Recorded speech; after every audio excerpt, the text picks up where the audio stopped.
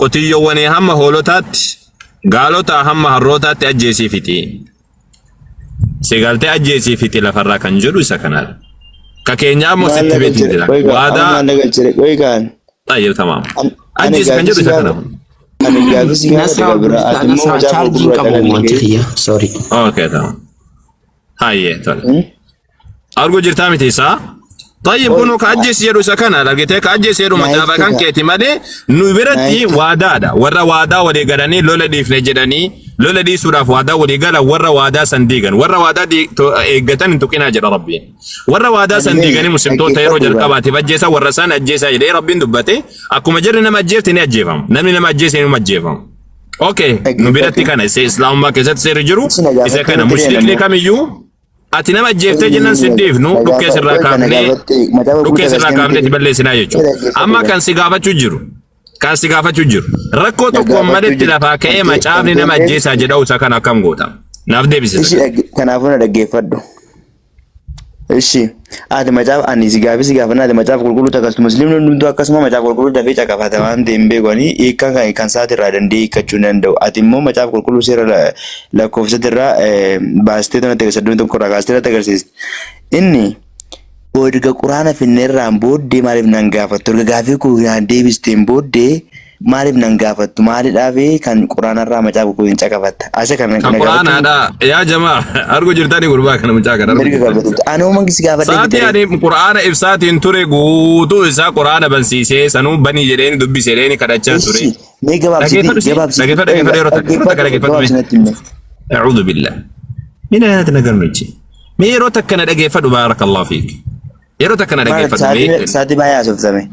Eeyyuu na dhageeffadhu waggoo haasoftee si dhageeffadheetiin kenna dhageeffachaa deema. Akkasiin jedhee amma mee xiinxallaa warri jala jirtan. Saati banii jedhee daqiiqaa meeqa kadhachaa ture samboodaanoo.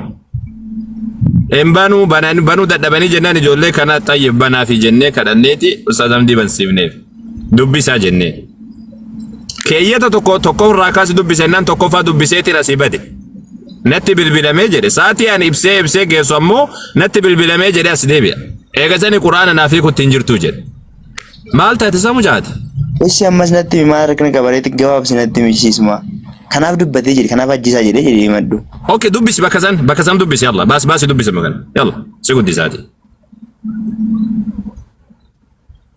Baasi dubbisi yalla. Kami? Dubbisi bakkuma jette san. Tayyib keenya baafneeti sitti mul'ifne. Dubbiste illee erga sanii baddee namatu natti bilbilee jettee deebite. Saatis sila namni haasa'u deebiteetiin taphachuu barbaade. Waan akkasii kanneen gurbaa nuti sammuu kan keetii oolu. Si galaa miti isaa? Wallahi sammuu kan keetii oolu. Dubbisi yalla dubbisi haasawadiis narra. Dubbisi baniiti yalla. Inni moobaayilii tokkicha harkaa qaba. Moobaayilii takka harkaa qabaatte harkaan kee harkaa qabaatte minaa gabbaanyini. Bani dubbisi yalla. Moobaayilii takka irratti dubbisaare. Maal beekaan maal diddemiti rabba si baafneeti si wagguu si dubbifnu nama natti bilbilame jette asii kutte wagguu deebitu ammoo waan biraa haasa'u barbaadda. Dubbis haasawadiis tokko hin barbaadu. Haasawadiis bas. Kana mallattoo jechuudha kana nama mallattoo. Haasawa tokko illee hin barbaadu. Isin baasee dubbisuu hin danda'u. Maal godhu gaafachuu dhufteedha baaftee dubbisuu hin dandeessu. Bakka kanaafuu nama immoo baasee dubbisuu wajjin itti fufaa kanan jaalattan gaafii osoo hin gaafatan hin jaalattan gaafii nama gaafii maal gaafatta gaafii waan hin beekne gaafattamoo. Sammuu keessa dubbisennaan sammuun kan keedha waan takka of keessaa hin qabu. Tole sammuu keessa dubbisiisiin jennaan sammuu kan kee keessa dubbisuu hin dandeenye. Kanumarraati dubbatte musliimota warra lola keessaa deebi'an waadaa sana gananii kanaaf ajjisaa jedhanii jettee dhumarra kana dhageera. Isuma kana akka akkasiin jenne ani akkasiin jenne si akkasiin jenne. Jecha akkasiillee dubbanne akkasiillee jenne. Waan hin jedhe illee hin dhageenye takka sammuu keessaa qabattee sammuu keessaa dubbifne takka waan si dubbisan hin dhageeffanne wayita si baafnu waan hin jenne. Wanni si gurbaa nuti ijoollee xixiqqoodhaa miti barbeeki. Ati reefuu dhufte malee nuti asirratti phentee fi ortodoksii kana osoo kuunu asumarra jirra si galtee. Amma kana hundaa softu qabatanii deebisne. Qoy yeroo takka gaha. Deebitu sirrii hin taaneedhaaf malee. Akkaataa itti haasawan si barsiisa qoy. Akkaataa itti haasawan akka kana qoy. Nasraa baasiif yeroo takka. Kan keenya qofa gunoo lama caafa qulqulluu qofa beektu bakka. Kana si baafna kan nuti akkaataa itti gaafatan si barsiisuudhaaf. Akka kanatti gaafatan laal. Akka kanatti gaafatan as qabii fi akkana baasanii gaafatan akkaataa itti gaafatan akka kana kuno ragaan kan kee kana maal jette isa kana irratti jedhanii gaafatan. Hayyee maal jedha asirratti ilaali. Lakkoofsa 31 irratti lakkoofsa 17. Amma ijoollee keessa dhiira kan ta'e ajjeesaa jedha. Dubartoota warra dhiiraa wajjin ciisanii beekan hundumaas ajjeesaa jedha. Dubartoota dhiiraa wajjin ciisanii hin beekne hundumaa garuu ofii keessanii bambifadhaa jedha. Tayyib kuno macaafni akkana jedha akkam gootama. Macaafni kun kan keeti. Ayyee ani isa na gaafachuun mirga kee garuu gaafii kun deebisuun immoo dirqama kee ture. Garuu gaafii akka kanatti fideeti gaafadhu siin jennaan situ dadhabee na deebisiisa kana. Yalla itti fuuf. Sanan xumuraga. Sanan xumurutti kan isin deebisan. Hin deebistu si? Kana sanaa xumuratis kee quraanni dogongora qaba. Anam macaan qulqulluun dogongora qaba. Gurbaa wagguu ragaa fidee dubbisiin jedhu ragaa harkaan qabdu sammuu keessaan qabdu baasnee okkosii eeguu cimleef nuun badheessu dubbisuu hin dandeenye deebisiisa kan yalla. Macaafni kun yakka qaba. Macaafni kun ajjeesaa kan jedhu kun yakka qaba. Yakka tokko illee hin qabu. Ani saggaa. Tayyib ajjeesaa maa jedha duuba ajjeesaa maa jedha duuba. Koi kan kootu naan deebisne ama maaltu kan kee minaan mine wanni jedhamu hin jiru kan kee xumurree jirra bareechine xumurree jirra kan keedha wagguu dubbisiin jedhu dubbisuu hin dandeenye wagguu sii baafnu dubbisuu hin dandeenye hin dubbisuu diddee achi deebitee keessa gad lixaatiin turte saati gubbu barbaadda nuti ammoo gowwaa kan keetiiti miti yaa gurbaa ko gowwaa kan keetiiti miti wallahi gowwaa miti deeqara miti isa tayyib dubbisam isa kana ajjeesa hin baasina yaa jamaa rabbii keessanii jedhan baasina mucaa kana. Haga fedhe yoo raarrabse wanta kan baasine. Anatu miisee gadhiisa biizine dha. Miicee goggogsee gadhiisa. Tamam. Yalla dubbisi saatiin qabnu goobas. Akka mimee yeroo takka. Amma ijoollee keessaa dhiira kan ta'e ajjeesaa kan jedhu kun. Waaqa kan keetiimi inni kun. Yesuusimi. Yesuus dhiira waan ta'e guutuu ajjeesaa gaafa jennu hin deeggartamu hin deeggartu.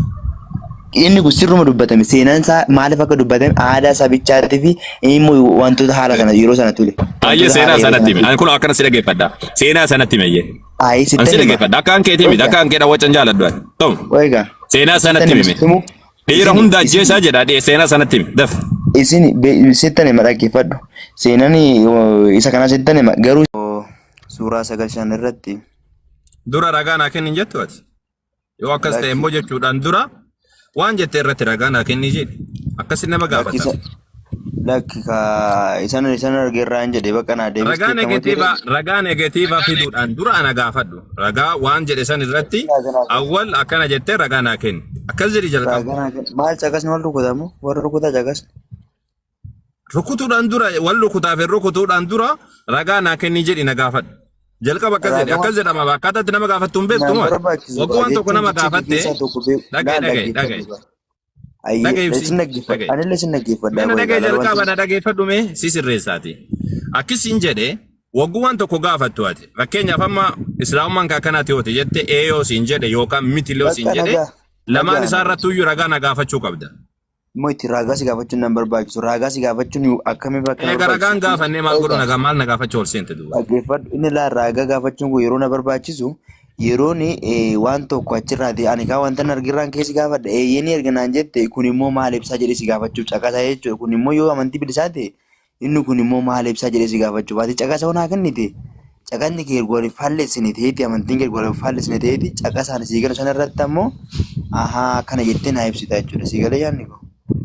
Ayyee ragaan barbaadu itti fufe ayyee ragaan barbaadu ati maaliif jennaan wanni ati ragaa didduu fi waan ifa galaa ta'ee fi rabbiin quraana keessatti laa ikraaha fi diini jedheetti hin dubbata amantii keessatti dirqiin hin jiru jedha ayyee itti fufe.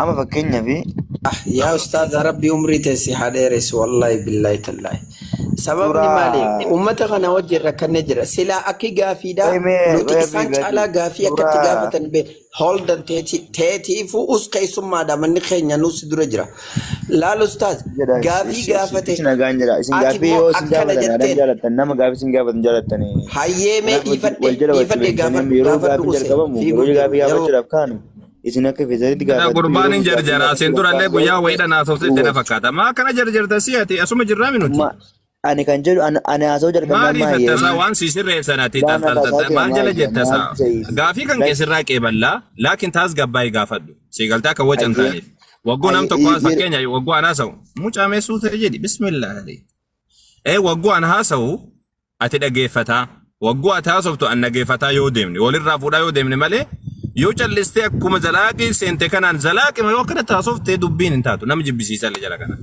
siigaltee ani maal siin jedhe sa ragaa na gaafadhu siin jedhe tayyib ragaan gaafadhu jettee fedha kan keeti suni garuu ammoo ragaa islaamummaa ragaa irratti hundaa'eetiin deema akki gaafatu qabdu akkasiin jechaa ture. Ayyee itti fufeem yaada kan kee itti fufi.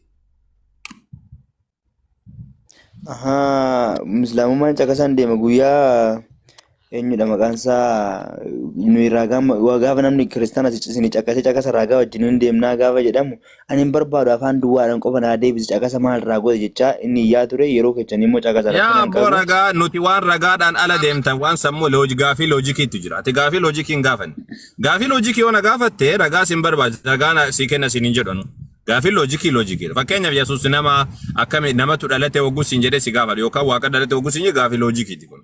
Sammuu kan keedhaa waliin dha'uudhaaf jecha si gaafanna jechuun loojikiidhaan sitti deemna jechuudha. Waan kitaabarraa waan ragaa quraanaaf hadiisarraa narraa barbaadu ragaa quraanaaf hadiisarraa na gaafatta malee waan loojikii gaafiin bakka hedduutti qoodama akka amma gaafadhaati akka hundattuuti gaafadhaati. Ayyeesh suuraa 9 irratti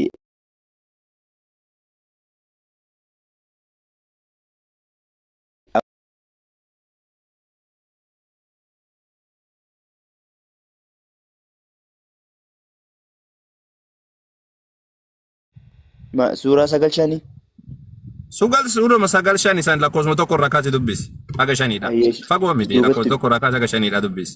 Ichi keessa deebiin dubbisa. Keessaan akkamiin nutti dhaga'ama reedu?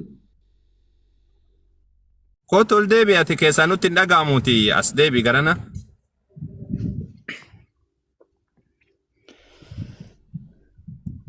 Yeroo ji'oonni kabajamoo darban mushriikota bakka agartanitti ajjeesaa jira. Lakkoofsa tokko irraa kaasee dubbisi.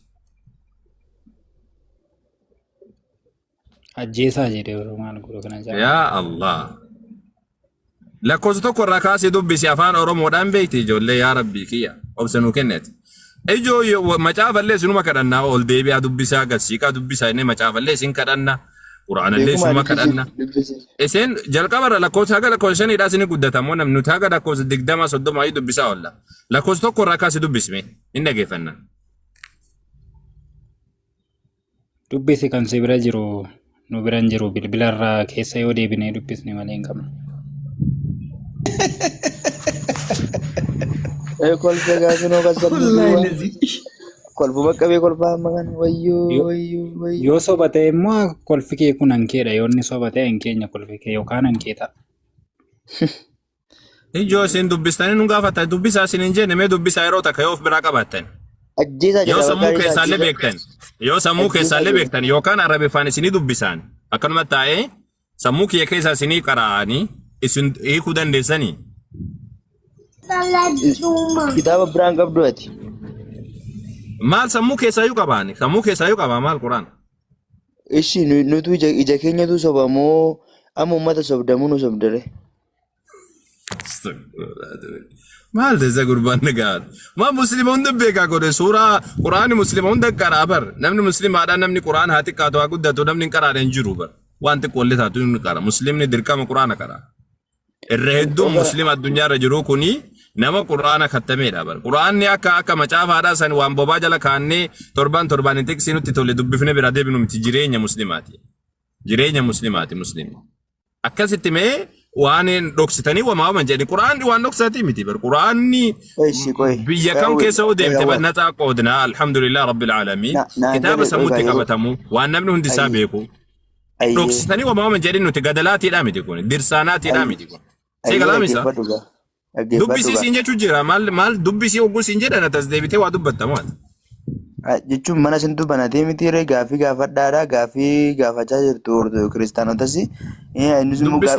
Dubbistee gaafattamoo ati mataa kan kee akkanumatti lafaa kaatee lakkoofsa bichaan hakeessa. Jechuun inamantu ajjeesaa jedhamu mushriikota bakka argitanitti ajjeesaa jedhee jira inamantu jechicha kanaati.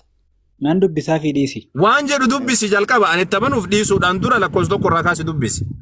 Ani guutumatti waan Quraani dubbate qubeetti amanan. Qubeetti amanan. Nan muslimaa kamiyyuu qubeetti amanan nuti. Si galaa miti isaa? Dubbisi lakkoofsa tokko irraa kaasiti si dhageeffannaa dubbismi. Lakkoofsa tokko siin gaafanne nuti lakkoofsa 9 5 irraa si gaafanne. Ijoollee isin cululleedha moo? Isin culullee gubbaarraa gabbuutamu. Ati culullee waluma qabata sun hundi isaatu wama tokko dubbata lakkoofsa tokko irraa guma 5dha. Haga jahaallee haa taatuti lakkoofsa tokko irraa 5dha dubbisaati mee? isini galame dubbisame harkaan qabdan yoo taate yookaan hin beektan yoo ufii keessan dubbisuu dandeessanii isini galtee akkasitti dubbisa yoo ammoo dubbisuu hin dandeenyedha rakkoon qabdu ijoolleen isinaa qarqaartu namni qarqaatan jirtu meejoo Fu'aad yookaan Iisaa jirta bantaa fi suuraa albaraa dhaabani mee Nuti lakkoomsa tokko sin gaafanne lakkoomsa suuraa 9 lakkoomsa 5 qofa si gaafanne. argu jirtanii ijoollee tan argu jirtanii isaa macaa ballee akkanuma godhan macaa ballee caafii kutaniiti anaa fi abbaan tokko jedhanii fiiganiin of duuba deebi'aa dubbisaa jedhanii dhagaan duuba siqaate dubbisaa jennuun hin dhagaan macaa ballee akkanumatti wajjin rakkan macaa ballee dura deebi'aa dubbisaa duuba deebi'aati dubbisaa oguu jennu lakki waa wal qabatu miti tanuma akkanuma malee lakkoofsi kudhan akkana maratti daa jechuudha akkaataan kitaabni itti hubbatamu dubbisni tokko itti hubbatamu dura deebi'amee booda isaadha dubbifamee kitaabni kamuu akkasitti hubatama akka jettu kanatti ammoo lakki ani bakka tana malee naaf hin ta'u akkanan jedhamu dogongora guddaa hayyee banaaf himee ijoollee nama yeroo jalqabaati musliimota keessaa iddoo kutaan hin fudhatamu kutaa guutuun dubbifamuu qaba kan jedhe ammas hin dhageene jechuudha. Ati sobdee illee iseen beeku isumaanaaf abbaan tokkodha jedhe san guutummaa isaa dubbisneef inni hiikna gaafa jedhamu musliimoonni irratti wal fixu kana tokkicha bichaadha jedhu achi keessatti. Amma immoo ati immoo amma kaasee. Lakki takkaa jennee hin beeku. Takka isintu dida malee takkaa nuti dubbisina jennee hin beeku. Jalqabaa fi xumura isaa dubbisina jennee takkaa namni musliimaadha akkasiin fayyadamu. Ati hin beektu karaa kun kan. Ayyadoo eeguun si baasanii jiran hin dubbistame lakkoofsa tokko irraa kaaftee dubbista. Kana maal ani duruma zamana kana miti beekte waggaa lamaan dura culullee jedhee si yaama bara. Culullee waan jedhu beekta ati maqaa kana maaliif moggaase beekta? Culullee wanni an jedhee fi kiristaanonni nu bira dhufan baay'inni isaaniidha macaafa haa ta'u qura'aana yookaan hadiisa illee akka cululleetti itti gabbu'an. Hin dubbisan jalqaba isaa mirqaana. Mirqaana qofaan gubbaa irratti gabbu'an akka cululleedha. Jettee culullee waan xiyyeeffate san irratti gabbuutee fudhatteetiin sokkiti. Nuti cululleedhaa miti nuti muslimtoota nuti warra waa dubbisu. Ayyee tole. Ayyee dubbismee kunoo siibannee jirra. Dubbismee. Ajjeesi kan jedhu sanaaf deebiin qabu iyyuu walii gadi fiiga. Yaa ijoo mataan yoo isin keessa jiraatu. Mee quraana fiddan kana mee dubbisaa ila kunoo isinitti mul'isnee jirra ila dubbisaa mee kunoo. Isa ajjeesuun hojii seexanaadha. طيب أجيتشا أنا أكبر يتشي إسني فراس وبربادن إسن أدبتناتي أمار فيسي ورانا إسم مرفيسان أكسي متأكد أنا وجن هاسان أنا تيجالتي أنا كجلس وجن هاسوا كجلس وجن هاسوا نتمي كانوا هيك كمال كوتشي كانوا ناسفتات أيوة تمام دبسا سكانة وانا جيتشا أنا سي وانا جيتشا يو كافتني جتنا أنا مجابا كيسا فيديتين akka isin mataan keessanii laal mataan keessa akkana gajjaleetti hin deemu akkasuma godhate. Macaafa raammadee dubbisaa isiniin jechuu jira misaa maali dhoksaa isiniin jedhe hin dubbifamu isiniin jedhe moo ijoolleen mataan keessaa matee dhabu kunni mee maal balleessaa maali dubbisaa isiniin jechuu sanatu rakkisaa ta'e moo isinii banni harkaan qabnu jettan isinii banni dubbisaa isiniin jenne inni dhoksaa jirtan nuun jette isaa kunni. Habib dubbisi. Dubbisi. Hin mul'atu isaa?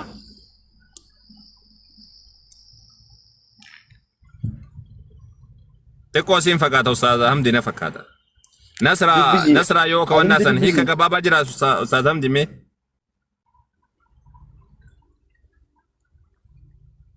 Wasa kana baasaaf hime lakkoofsa sagalee irratti. Lakkoofsa tokko irra. Hayyee dubbisaa mee? Dubbisaa kun isinii baasanii jiran. Sagal shan dubbisi deema. Lakkoofsa tokko irraa dubbisaa hoo sa'aatiin irraa fitin. Isheen kun qulqullina Rabbiif ergamaa isaa irraa taate kan gara warra mushkiilotaa irraa lola dhiisuuf waadaa walii galtanitti qaqqabduudha. Allahu akbar jedha ya jamaa. Allahu akbar jedha. Ustaadam dimaa cuftan sana galas. Allahu akbar. No sorry. Wanni lakkoofsa tokko irraa kaasi dubbisiif jedhee sababni isaadha bakka kan. Warra mushrikoota irraa warra lola dhiisuuf walii galtan. Lolli dhiifamuudhaaf warra walii galame dubbiin kun qulqullina Rabbii fi Rasuul irraa ergama Rabbii irraa gara isaanii geeffamtuudha jedha. Ani kan dubbatu jirtu lakkoofsa tokko irraa dubbifnee dhufeetiin culullee ta'etti gabbu'e ilaal kunam fayyaanis garaamuudha. Rabbiin subhaanahu wa ta'ala warra san ajjeesa ka jedhe warra waadaa diigesan. Warra lola dhiifne jedhanii muslimtootaa fi mushriktoonni lola dhiifnaa jedhanii waadaa walii seenan lola dhiisuu irratti. Erga lola dhiifne jedhanii dhufanii muslimtoota ajjeesan. Warra san Rabbiin subhaanahu wa ta'ala ji'a kabajamaa keessatti hin ajjeesina yeroo jiini kabajamaadhaa keessaa baheetiin jedhe ajjeesaa jedhe. Warra waadaa guutamuu dhiisaa jedhe. Lakkoofsa lama irratti hin dubbata inni. Isinii galtee lakkoofsa lama irratti. Wanni jara kanaan culullee jedhuuf sababa kana isinii galtee. Culullee gubbaadha gabbuutu wanni hin jedhuuf sababa kana. Dura laalan boodarra laalan. Akkanumatti itti gabbu'an gubbamarra. A'uudhu billaahi min al-culullee. Eegasanii maal jedhaa? Ji'oota afuriif dachii keessa deemaa isin rabbiin dadhabsiisuu akka hin ta'inii fi rabbiinis dhugumatti salphisaa kaafirootaa ta'uu beekaa jedhan jara saniin erga sanii hoo. San boodaan ammoo lakkoofsa 3 irratti waa'ee beeksisaati. Maal jedhaa? Kuni labsii rabbii fi ergamaa isaa irraa guyyaa hajjii guddaa rabbiin qindeessitoota irraa qulqulluudha. Ergamaan isaas akkasuma yoo toobataniif inni isiniif caalaadha. Yoo gara galtan ammoo isin rabbiin dadhabsiisuu akka hin ta'in beekaa jechuudhaan gara namaatti qaqqabduudha. Warra kafaraniif adabbiin laalessaadhaan gammachiisi jedhe warra kafaran. Eegasanii yoo lakkoofsa 4 irratti ol siisanaaf. Maal jedhe san boodaan? Garuu jedham qindeessitoota jechuun warra mushriktoota ba'an. Qindeessitoota irraa warri waadaa walii seentanii sana boodaan homaa isin hin hir'isiniif nama tokkollee isin irratti hin gargaarin hanga beellama isaaniitti waadaa isaaniif guuta. Hanga beellama isaaniitti waadaa isaaniif guutaa jedhe. Laal warra waadaan diigin akkuma gaafa beellama isin galan waliin lollu jettanii walii galtan san warra waadaan diigin san maal godhaa? Haga waada beellama guyyaa beellama isaaniif guutaa jedhe. Isin galtee beellama guutaafi. Erga sani ammoo warra kaan ammoo warra waadaa hin guunne ammoo yeroo ji'oonni kabajamoon dabran mushrikoota bakka argatanitti ajjeesaa jedhe. Keellaallee isaaniif ta'a jedhe kan dubbate warra sanniin kamiin warra waadaa erga walii galani lola dhiisuu irratti walii galame keessattuu bara makkaadhaa sani bara amalfati kan jedhamu sun bara 8ffaa irratti Nabi Muhammad alayhi wasallam garas kan duulaniif sawasan. Bara Hudeebiyyaa bara Jaafaa godaananii hijiraa irraa bara 8 Jaafaa irratti Hudeebiyyatti walii galanii tura warra mushriktoota wajjin akka walii lolle waggaa 10. Jidduudhaan ka waadaa diigee warra muslimtoota osoo sujuuda irra jiran kan ajjeese eenyudha? Mushriktoota. Warri makkaadhaallee wal qarqaaranii jechuudha. Saba saniif jecha Nabi Rabbii alayhi wasallam ka'aniitiin bara 8ffaa irratti gara isa deeman gara makkaadhaa deemanii makka qabatanii jechuudha.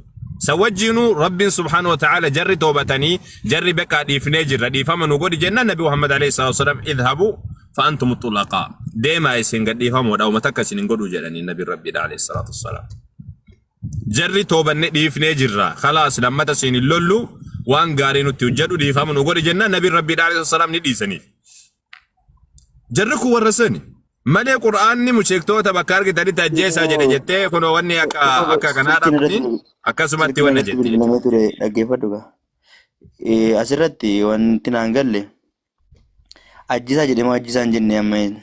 Silkii haasoftee dhuftee natti haasoftaa gurba? Bismillah. Kanaafuu ajjisa jedhama ajjisaan jenneere. Silkii haasoftee dhuftee natti haasoftaasi? Kana namantu dura ajjisa jedhama ajjisaan jenne.